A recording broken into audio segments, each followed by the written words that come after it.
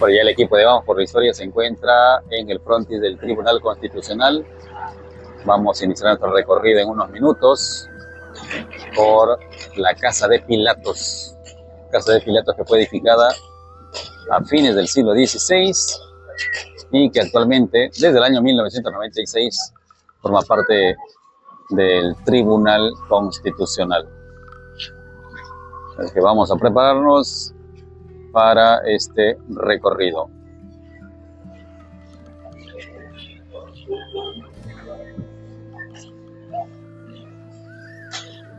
El 18 de enero de 1535, ¿verdad?, pone una estaca al medio de la plaza de armas.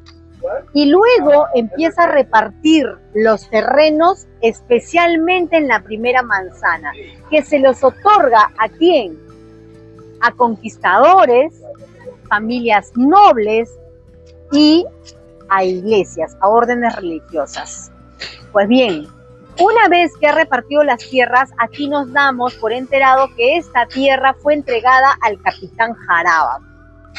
Pero parece ser de que el capitán Jaraba, ¿no es cierto?, ha retornado a España. Y el descendiente, que puede ser el hijo, puede ser el nieto, Pedro de Jaraba, sale de la corona española con un cargo muy importante, que viene a ser el oficial mayor de la Caja Real de Lima.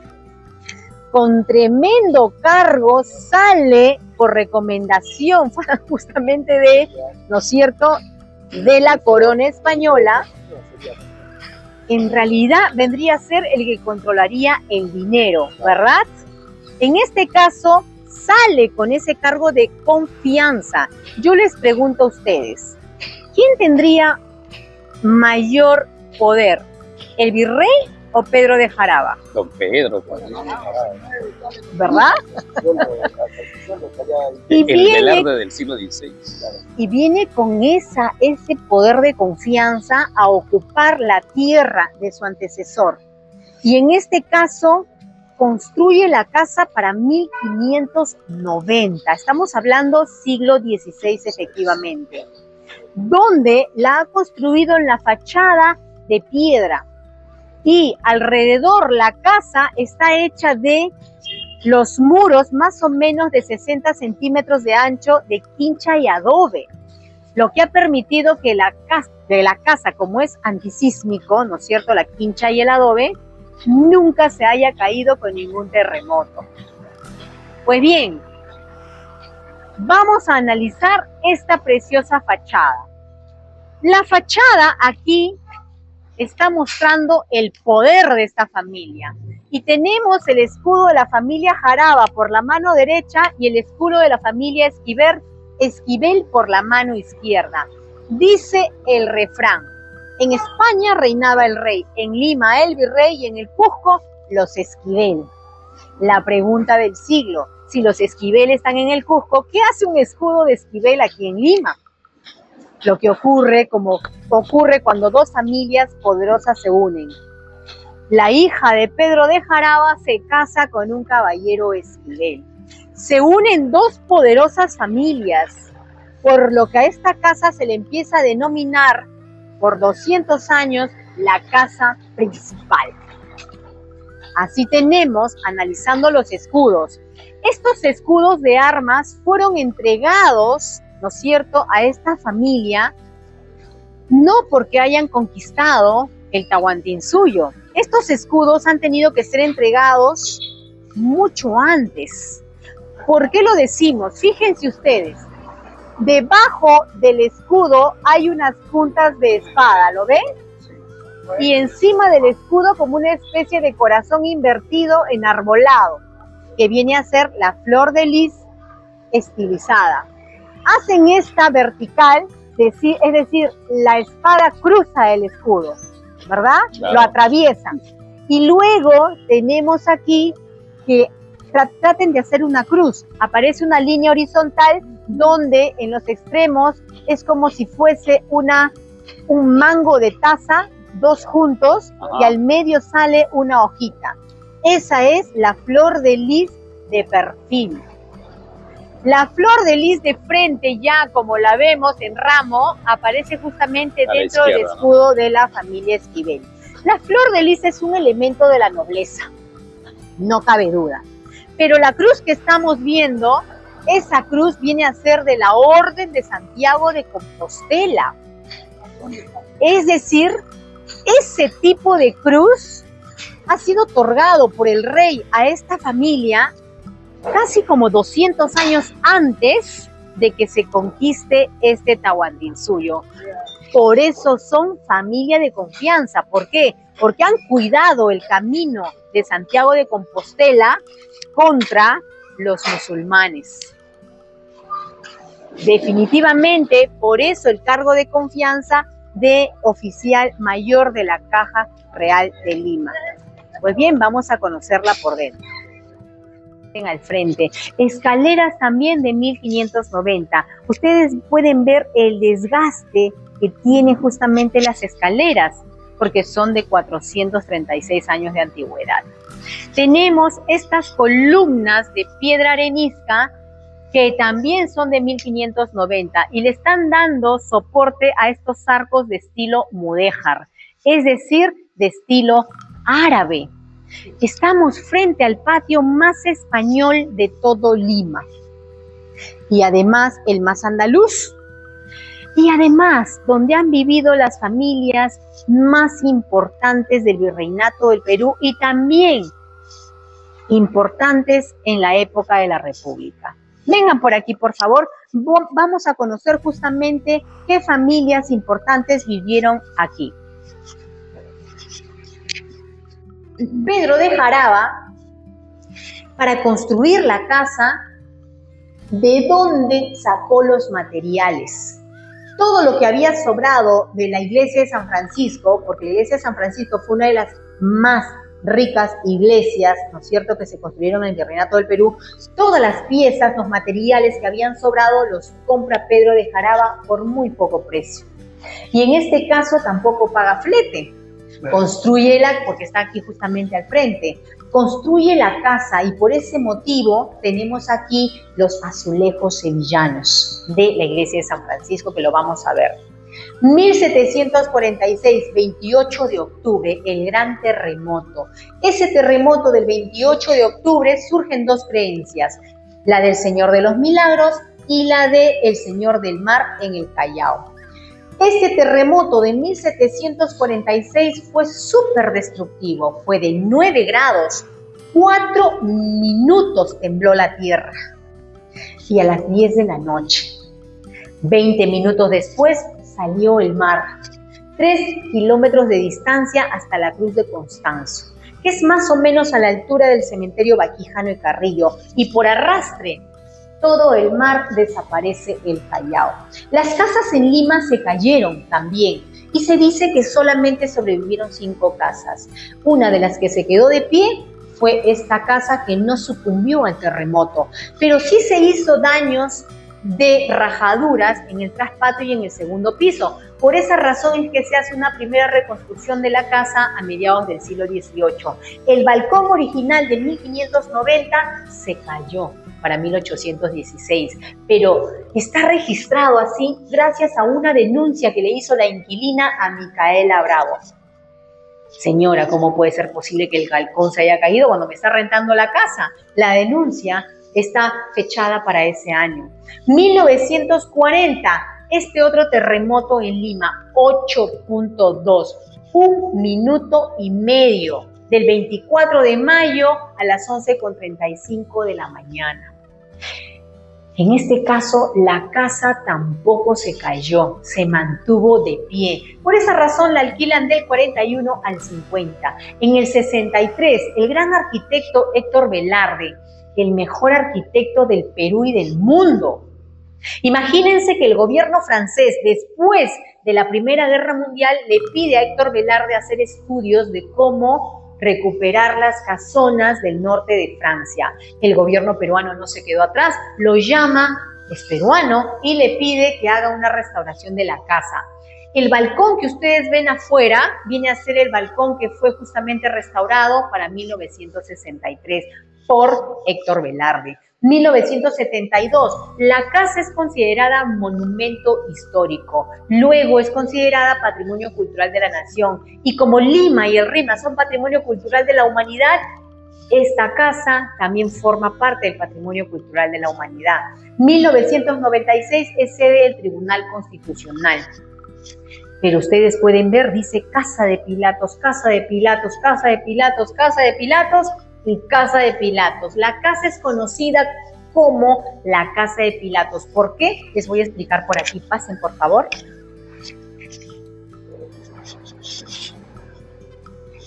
Así tenemos dos teorías del por qué se llama la Casa de Pilatos. La primera teoría aparece justamente en estas dos fotografías. Esta foto de aquí se llama la Casa de Pilatos. Viene a ser el patio principal. ¿En dónde? En Sevilla, España. Como es más o menos 80 años más antigua que nuestra casa, parece ser que Pedro de Jaraba ha pedido que se haga un patio similar. Porque ustedes pueden ver, ¿no es cierto?, los pilares, los arcos de estilo mudéjar. Es bastante parecida, no solamente en la parte externa, sino también en la parte interna. Los arcos definitivamente son bastante parecidos. Pues bien, la otra teoría es la que nos cuenta Ricardo Palma. Y Ricardo Palma justamente nos cuenta esta historia que está registrada en las tradiciones peruanas de Ricardo Palma. Y en este caso tenemos de que él dice, ¿no es cierto?, que por esta calle del Milagro, le llaman la calle del Milagro porque al frente está la capilla del Milagro. Pasaba un jovencito, un poquito borrachito, encuentra la puerta semiabierta, ingresa, va por la escalera real, llega al segundo piso y se esconde detrás de la celosía de una ventana.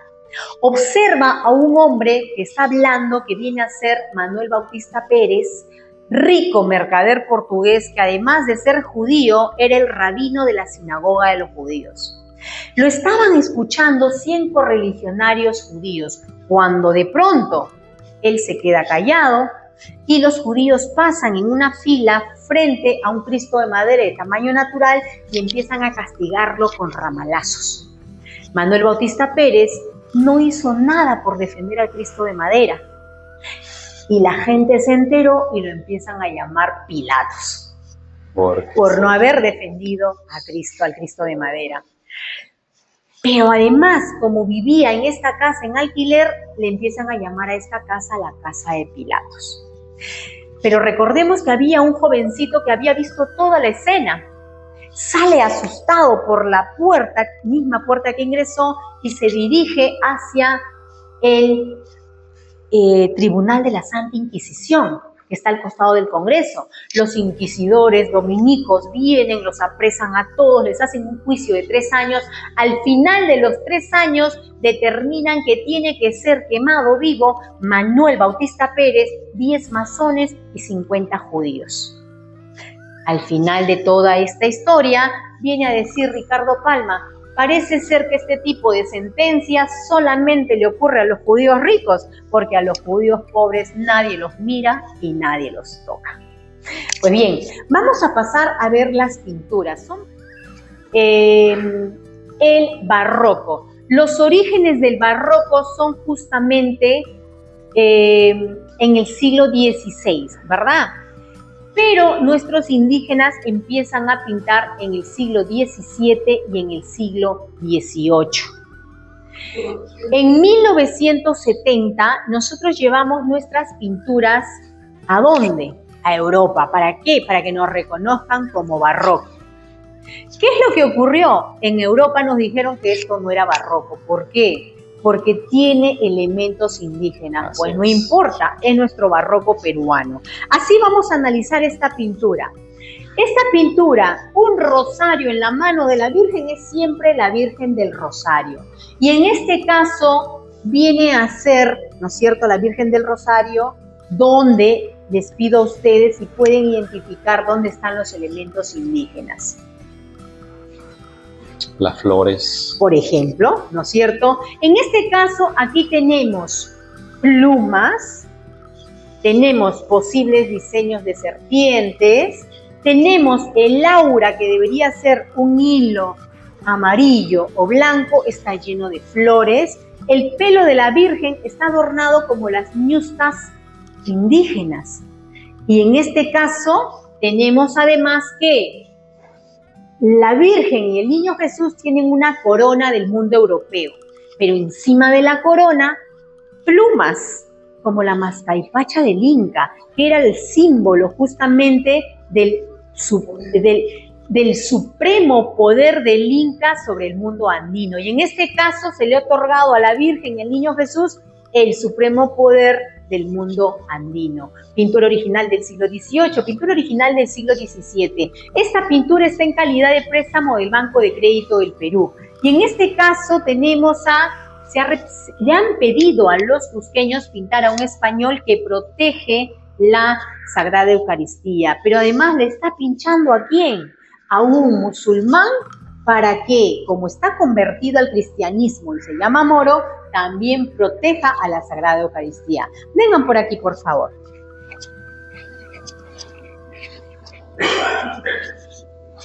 Aquí tenemos el siglo XVIII. ¿Por qué se pintan imágenes religiosas? Porque justamente teníamos las ideas de la Reforma, ¿no es cierto?, que iban muchas veces en contra de las verdades de la Iglesia Católica. Y la Iglesia Católica responde con la Contrarreforma y definen de que se tiene que usar el medio de comunicación, las pinturas, para empezar a catequizar. Y por eso tenemos aquí Padre, Hijo y Espíritu Santo, ¿no es cierto?, la familia celestial, la Santísima Trinidad. Y tenemos aquí la familia terrenal, donde están incluidos San Joaquín y Santa Ana, los padres de la Virgen María. Aquí tenemos también a María de los Ángeles. Esta pintura es de 400 años de antigüedad y estamos justamente viendo que gloria a Dios en el cielo porque ha nacido el Salvador. Aquí se ve claramente el barroco donde la luz pasa por los personajes principales y en el lado oscuro los personajes secundarios. Y en este caso Jesús está recostado sobre paja de trigo dorada. En el lado oscuro aparece también los animales y aquí aparece un burro, lo pueden ver, aquí aparece una oveja, porque están justamente en el pesebre, los pastores, y aquí aparece que uno de los pastores está sujetando del cuello a un ave, el pico, el ojo, el cuerpo del ave con coletas, y aquí tenemos una patita naranja. Esta pintura viene a ser el cuadro de estilo rococó, pero la pintura viene a ser de San Juan Evangelista. San Juan Evangelista, no importa en qué lugar nos encontremos, la Iglesia Católica siempre va a representar a San Juan Evangelista con una pluma, un libro y un águila, porque el águila viene a representar la sabiduría y la visión de Dios. Vengan por aquí, por favor. Fue expresidente del Tribunal Constitucional para el 2022, pero desafortunadamente muere el 2023. Antes de morir, junto con su esposa María Amalia Palacios, deciden hacer donación de estas 7 pinturas. Pinturas en las que aquí tenemos, por ejemplo, gracias, tenemos a San Jerónimo. San Jerónimo viene a ser el santo de los traductores. ¿Por qué?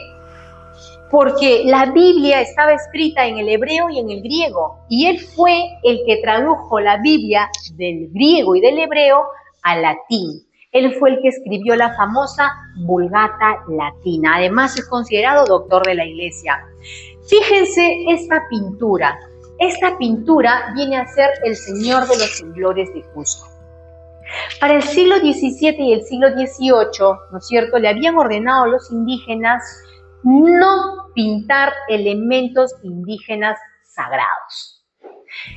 Si lo hacían, quemaban las pinturas, y los registros históricos dicen que se quemaron miles y miles de pinturas. En este caso me quedé muy sorprendida al ver esta pintura. ¿Por qué? Porque aparece una faldita andina atada como se ata en el mundo andino, con una pitita alrededor y en la parte inferior aparece este símbolo rombo con líneas interiores en cadena.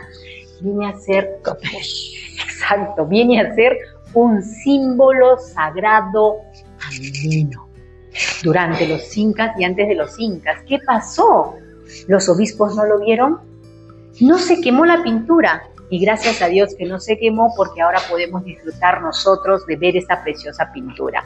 Tenemos aquí este santo que viene a ser San Vicente Ferrer, un santo de Valencia, que en este caso era muy conocido en la época del Virreinato del Perú.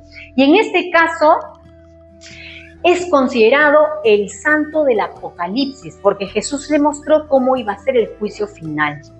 Y también es el santo que logra ver quién era el anticristo. Y en este caso, por ese motivo, se le representa con alas de ángel y una trompeta, la trompeta del Apocalipsis, es decir, el ángel del Apocalipsis. Y lleva un hábito que viene a ser justamente de la orden dominica. A ver, nos colocamos por aquí para ver justamente esta pared. Muy bien, ¿qué viene a ser el Tribunal Constitucional? El Tribunal Constitucional viene a ser el órgano gubernamental totalmente autónomo, independiente. ¿Para qué? Para proteger, interpretar y controlar la Constitución. Esta idea de proteger la Constitución recién aparece en la Constitución de 1979 y en la Constitución de 1993. ¿Qué significa? Que antes de 1979 no existía una institución que protegiera la Constitución. Y por ese motivo, como ustedes pueden ver, hay muchos cambios en la Constitución. En total, el Perú tiene 13 constituciones. La primera constitución de 1823, todo peruano deja de ser esclavo, nace libre. Y en este caso también se eliminan los títulos nobiliarios y se eliminan los trabajos hereditarios. La Constitución de 1826 le llaman vitalicia. ¿Por qué? Porque aquí Simón Bolívar quiere quedarse eternamente en el poder. Felizmente, la gente de aquel tiempo no lo permite y esta Constitución solo estuvo vigente 49 días y es la única Constitución eliminada en la historia de las constituciones del Perú.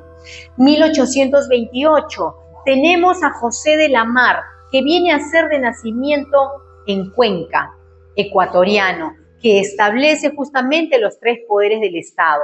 1834, tratan de unirnos con Bolivia. Finalmente, un boliviano es elegido presidente del Perú para 1837, ya es presidente del Perú.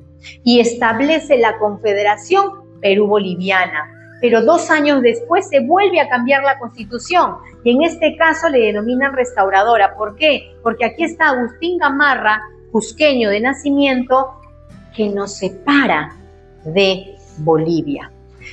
¿Perdón?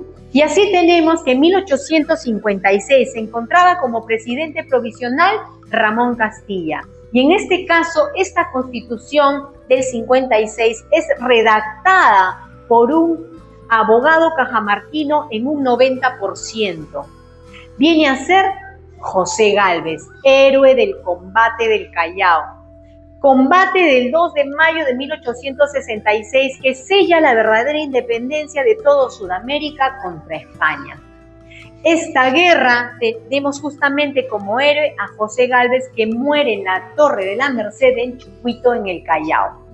10 años antes de morir, como buen abogado cajamarquino, escribe: es nula y sin efecto cualquier ley en cuanto se oponga a la Constitución, generando un precedente de supremacía constitucional, que si bien es cierto no se usa en este momento, se usa después con la existencia del Tribunal Constitucional.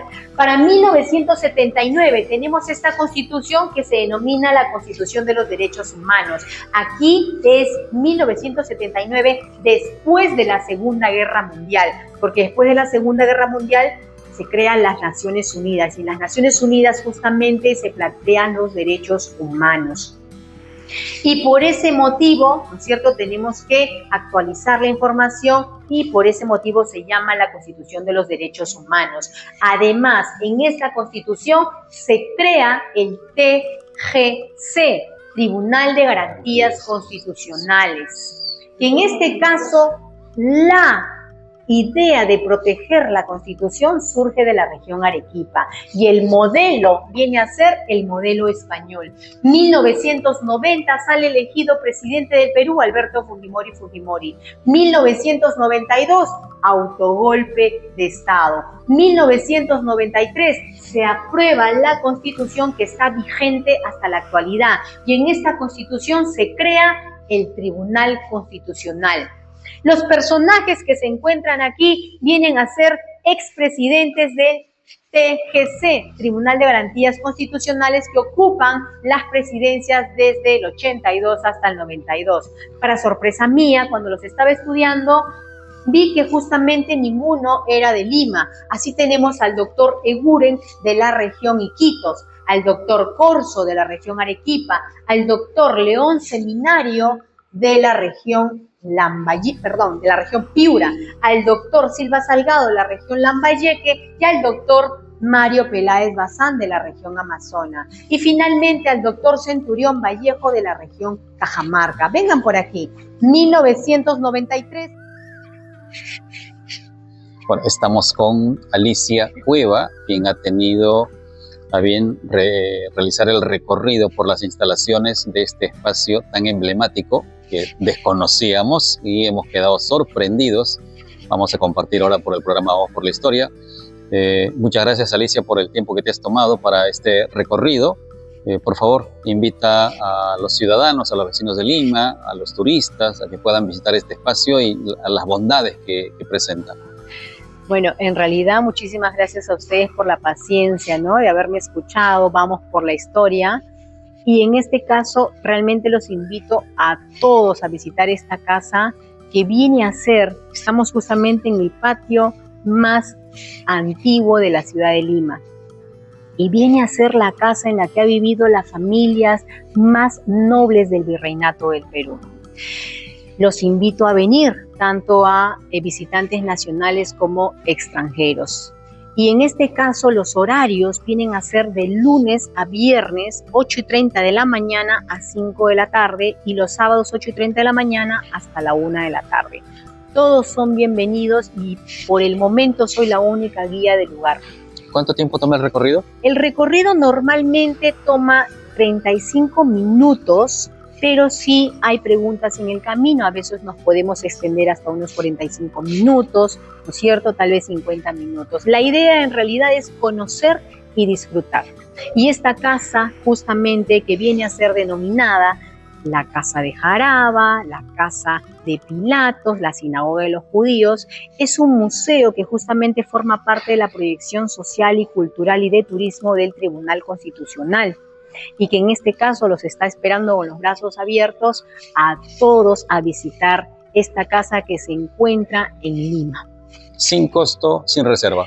Por el momento es sin costo y es totalmente el ingreso libre. No sé.